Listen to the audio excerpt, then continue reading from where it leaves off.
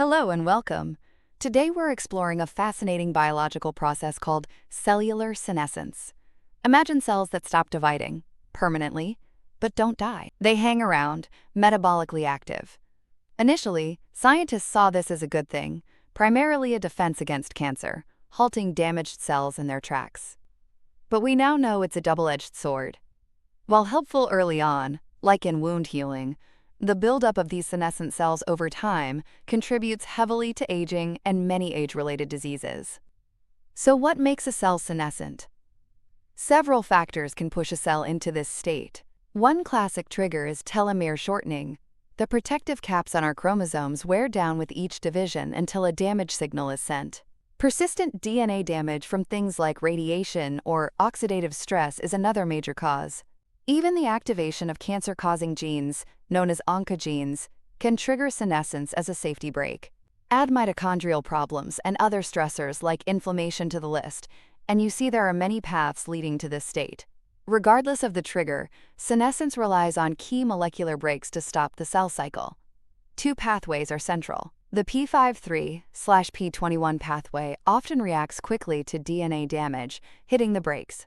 Then there's the p16/PRB pathway, which often kicks in later to maintain this arrested state, making it robust and generally irreversible. Now here's where the double-edged sword idea really comes into play. Many senescent cells don't just sit quietly. They actively secrete a cocktail of molecules called the senescence-associated secretory phenotype, or SASP.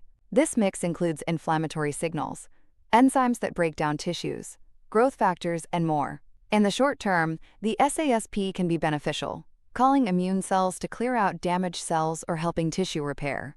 But when senescent cells accumulate with age, their chronic SASP secretion fuels low-grade inflammation throughout the body, sometimes called inflammaging. This disrupts tissues, can paradoxically promote later-stage cancers, and contributes significantly to conditions like arthritis, neurodegeneration, and cardiovascular disease. It can even make neighboring healthy cells senescent. Identifying these cells in the body isn't straightforward, as there's no single perfect marker. Researchers often use a combination of clues: a specific enzyme activity called SA-beta-gal, increased levels of the cell cycle inhibitors P16 or P21, signs of persistent DNA damage, detection of SASP components, and characteristic changes in cell shape and size. New methods using specific gene expression patterns, or AI analysis of cell images, are also emerging. The link between senescent cell accumulation and age-related diseases has led to exciting research into therapies called xenotherapeutics. One major approach is senolytics, drugs designed to selectively kill senescent cells while leaving healthy cells unharmed. Think of them as targeted missiles. Drugs like dasatinib, plus quercetin, fisetin, and navitoclax are being investigated. Preclinical studies in animals have shown promising results in alleviating various age-related conditions, and human trials are now underway. Another approach involves senomorphics.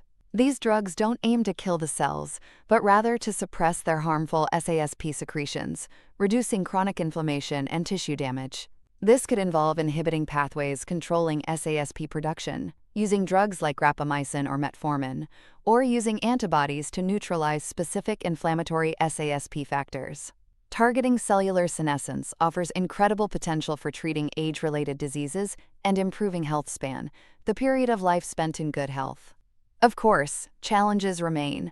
We need safer, more specific drugs, better ways to track senescent cells in humans, and a deeper understanding of different senescence types. But the progress is rapid, and this field holds immense promise for developing new interventions against the chronic diseases of aging. Thanks for tuning in.